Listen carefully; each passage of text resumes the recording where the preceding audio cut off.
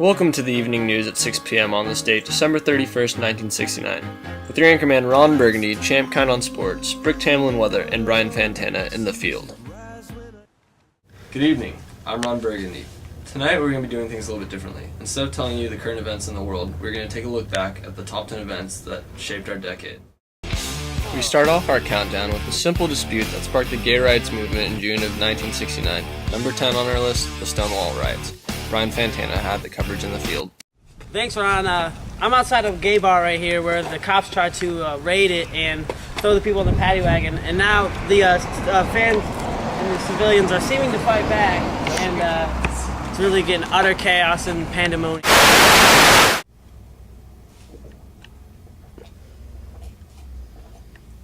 Oh, scotchy. Down my throat, into my tummy. Oh, how I love you, Scotch. And we're back. Moving on to number 9 on our list, the rise of the Berlin Wall.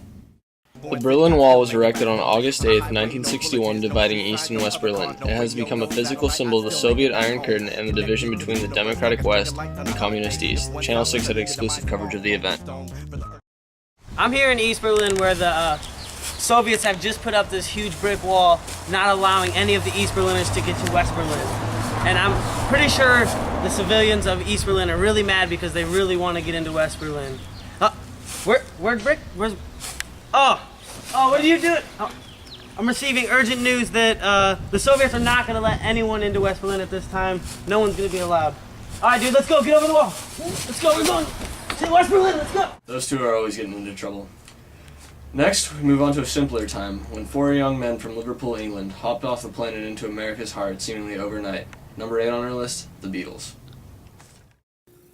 Paul McCartney, Ringo Starr, George Harrison, and John Lennon hopped off the plane and into America's hearts with their uplifting love songs. By the time they appeared on The Ed Sullivan Show in February of '64, Beatlemania had officially hit the United States. The week of April 4th, 1964, the Beatles had 12 songs on the Billboard Top 100 and held the top 5 positions. In total, the Beatles sold 15 million records in 1964. We were lucky enough to have a live studio performance. Tell you something, I think you'll understand when I say that something. I wanna hold your hand. I wanna hold your hand. I wanna hold your hand. Alright, we're gonna let Brick take this next one.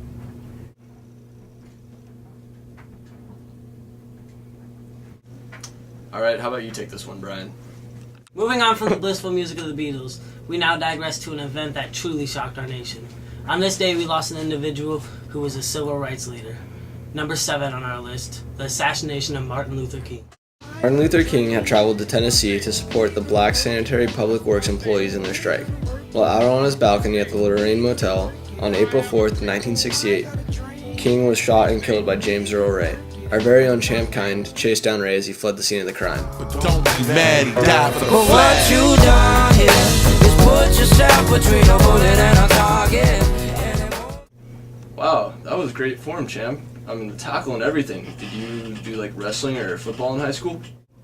No, cross country. Alright then. Well, next on our list, remember a simpler time when love and peace served as a code of conduct, and where drugs and STDs were passed around like Grandpa's pipe at 40 minutes to 5. Next on our list, Woodstock, party of the decade. It took place on August 15th through the 18th, 1969, in Bethel, New York, on Max Yasker's dairy farm. The 4-day festival has become a symbol of the hippie counterculture of the 60s.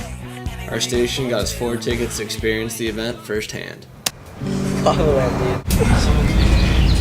dude. Yeah, you guys know what we gotta do. Dude, I'm pretty sure you're not supposed to be drinking the lava lamp. Dude, I can play the guitar.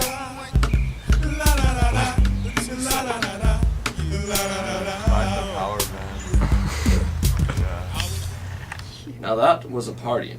However, not all of the 60s was so peaceful. Much of the time, the USA was in a fierce competition with the Soviet Union, and one of our greatest victories against the Soviet Union was number 5 on our list, the race to space. The Soviets got off to a head start by launching the satellite Sputnik into space in 1957. However, America soon rebounded by sending astronaut Alan Shepard into space in 1961, and then followed up by making John Glenn Jr. the first American to orbit around the Earth in 1962.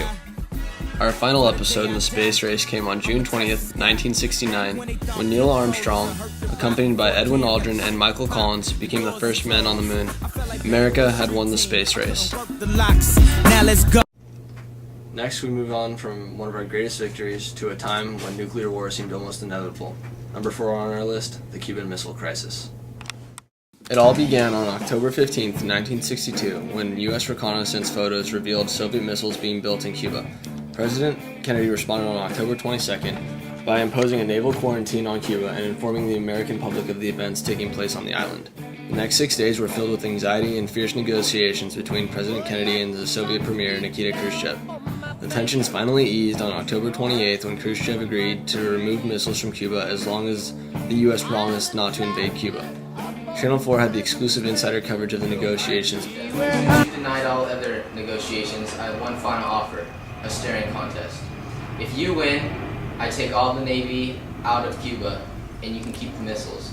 But if I win, you take the missiles back to Soviet Union and I promise not to invade Cuba. Okay, you know us Soviets cannot turn out staring contests.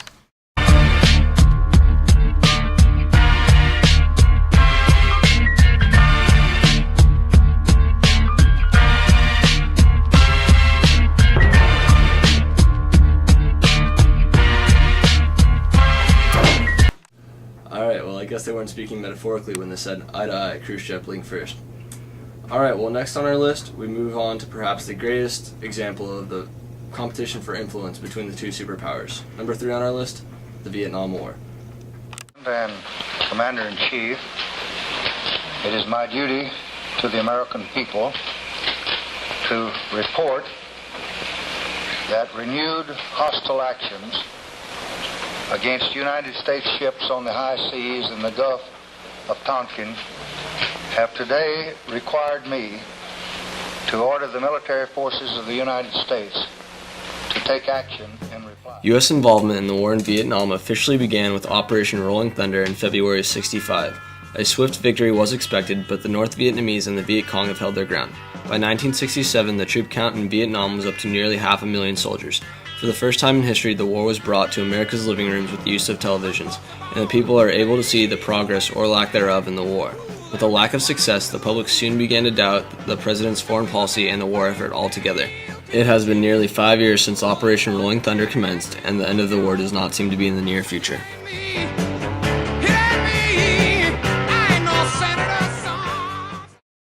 Number 2 on our list brings us back to a time where America stood in disbelief as we lost one of our nation's great leaders on that fateful day on November 22nd, 1963.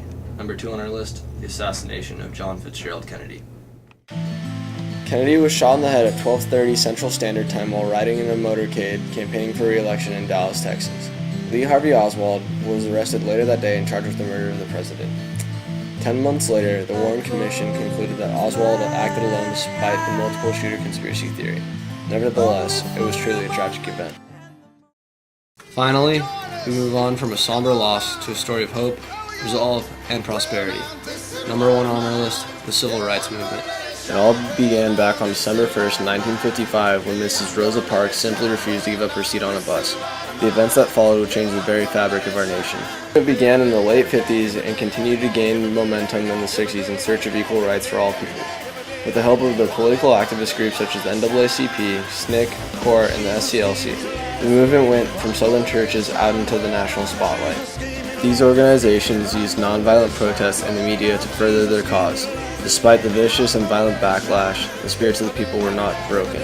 The defining moment of the movement came during the March on Washington on August 28, 1963, when Martin Luther King Jr. gave his famous I Have a Dream speech. After a decade of protests, marches, bloodshed, and pure determination, African Americans and Americans of all ethnicities achieved their victory. On July 2, 1964, Congress passed the Civil Rights Act. Thank God Almighty! Well, that does it for our countdown tonight. Thank you for joining us, and have a happy new year. And don't forget, stay classy, San Diego.